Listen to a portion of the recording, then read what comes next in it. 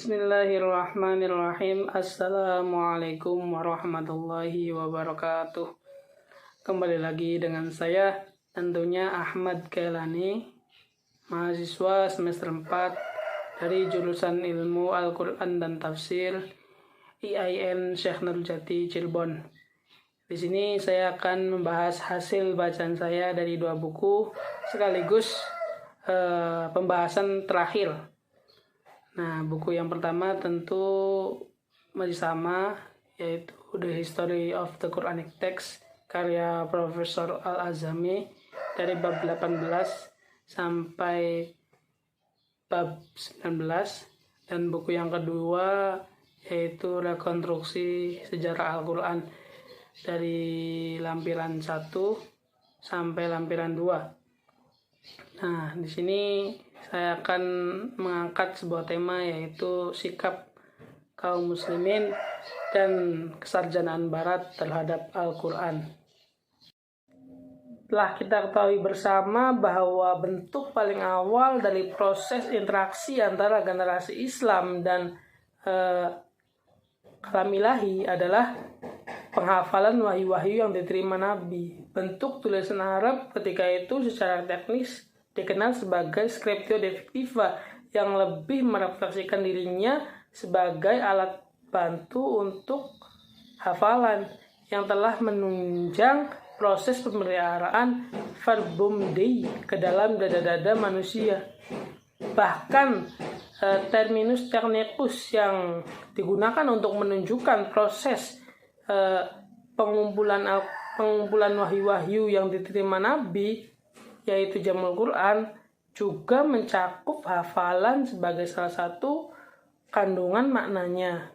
Selama berabad-abad telah muncul di berbagai wilayah Islam sekolah-sekolah khusus untuk mengajarkan Al-Quran kepada anak-anak kaum muslimin, baik dengan tujuan agar mereka melek baca Al-Quran ataupun untuk menghafalkannya.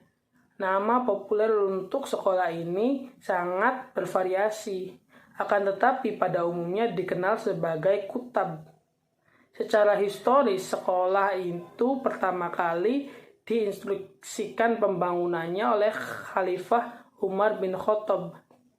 Sebelumnya, pengajaran Al-Quran bagi anak-anak hanya merupakan urusan pribadi kaum muslimin, dan biasanya orang tua mengajarkan anaknya secara privat. Sejalan dengan institusionalisasi pengajaran Al-Quran, dan terutama sekali setelah proses unifikasi bacaan Al-Quran, berkembang ilmu spesifik untuk pembacaan Al-Quran yang lebih dikenal sebagai tajwid, dari kata jawada yang artinya membuat sesuatu lebih baik. Tajwid memberikan pedoman bagaimana membaca Al-Quran secara tepat, benar, sempurna, dan karena itu bertujuan melindungi lidah melakukan kekeliruan dalam resitasi verbum dei. Selain membahas masalah artikulasi huruf-huruf hijaiyah, ilmu tajwid juga membicarakan tentang aturan-aturan yang mengatur masalah waqaf, imalah, ikhtisar, dan lainnya. Dalam khasanah literatur Islam, selain tajwid, terdapat beberapa istilah yang lazim digunakan untuk merujuk ilmu spesifik pembacaan Al-Quran, yaitu antara lain yang pertama adalah tartil. Tartil di sini berasal dari kata rotala yang artinya melakukan atau menyanyikan, yang pada awal Islam merujuk pada pembacaan Al-Quran secara melodik. Yang kedua adalah tilawah, yang berasal dari kata tala yang artinya membaca secara tenang, berimbang, dan menyenangkan. Di masa pra-Islam, kata tala itu digunakan merujuk pada pembacaan syair.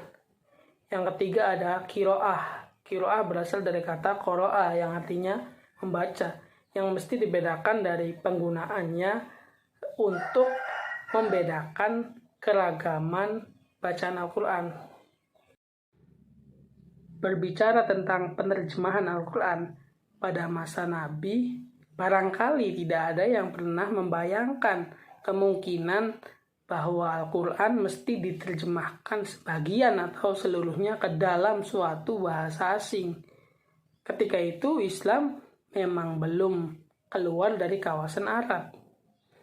Akan tapi setelah tersebarnya Islam memasuki kawasan-kawasan non-Arab, khususnya Persia untuk tahap awal setelah Nabi wafat, kebutuhan pemeluk-pemeluk baru Islam yang non-Arab akan terjemahan Al-Quran dalam rangka memahami ajaran-ajaran Islam mulai muncul ke permukaan.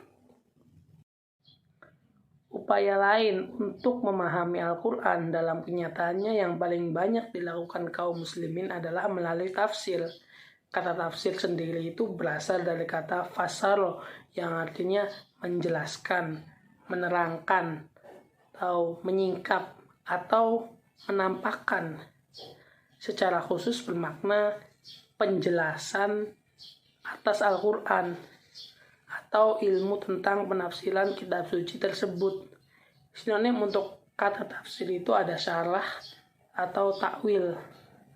Akan tetapi belakangan istilah ta'wil itu menjadi istilah teknis untuk penjelasan internal atas material atau kandungan Al-Quran.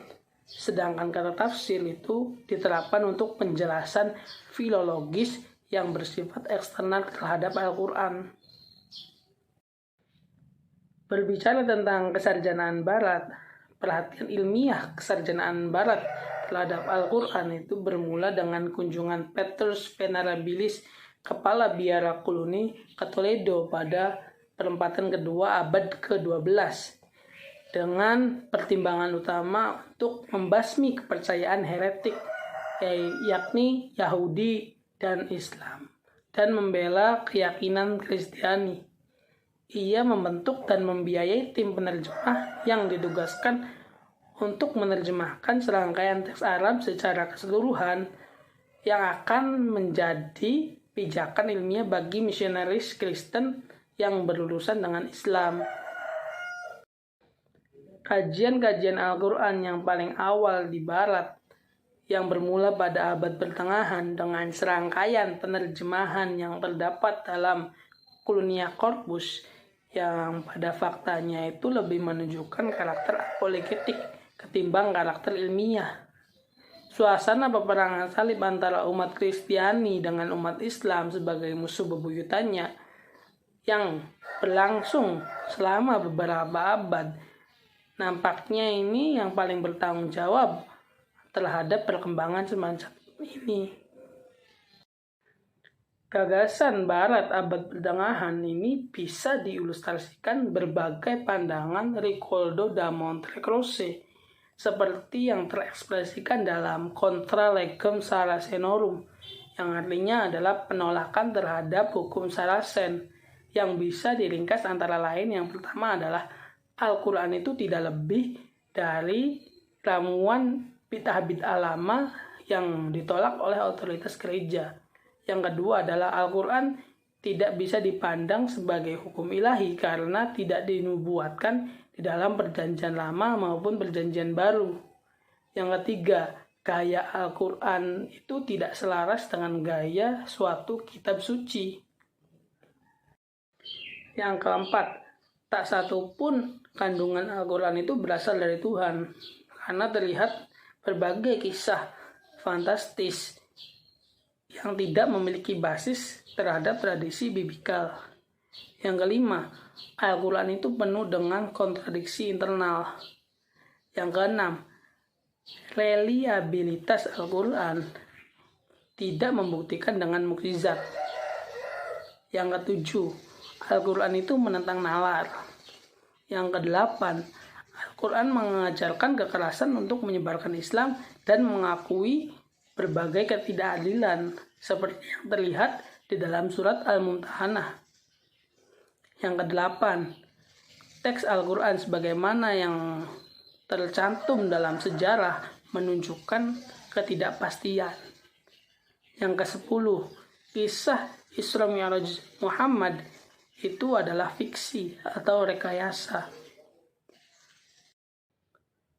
Menurut Abdul Rauf selaku Rektor Universitas Islam Internasional Kuala Lumpur, mengungkapkan penuh dengan kemarahan terhadap kajian-kajian linguistik dan historis yang dilakukan Barat atas materi-materi keislaman, yang mana menurutnya kajian-kajian Barat tersebut hanya bersifat historis dan konjektural, yang menjadikan Islam sebagai sasaran analisis kritis yang salah arah, terkadang kejam dan tidak sensitif. Lebih jauh lagi, ia meletakkan batas-batas wilayah kajian yang tidak boleh dilakukan outsider atau kalangan di luar Islam, yakni Al-Quran dan Sunnah, yang mana kajian-kajian Barat selama ini berbicara tentang keduanya, yang menurut Abdul Rauf bukan hanya suatu serangan terhadap suara hati berjuta-juta umat Islam, akan tapi merupakan suatu penyesatan dan tidak layak dipandang sebagai ilmu. Berseberangan dengan Abdul Rauf, Fazlur Rahman dengan memanfaatkan refleksi John Wisdom dalam karyanya Other Mind, memandang bahwa kajian Islam yang dilakukan outsider atau kalangan non-muslim sama absanya dengan kajian insider atau yang dilakukan kaum muslim. Kajian outsider yang dijalankan tanpa prasangka, sensitif, simpatik, dan memiliki keilmuan yang layak, serta bertujuan untuk pemahaman atau apresiasi intelektual, bukan hanya merupakan sejenis pengetahuan ilmiah, akan tetapi juga memungkinkan insider dan outsider saling bertukar pikiran. Menurut Rahman, serangan Abdul Rauf itu hanya efektif dengan non-muslim yang tidak memenuhi kriteria tersebut. Rahman juga mengakui bahwa kaum musliminlah yang mengungkap Islam. Akan tetapi bagi insider atau kaum muslimin dan outsider kaum non-muslim bisa bekerja sama pada level pemahaman intelektual.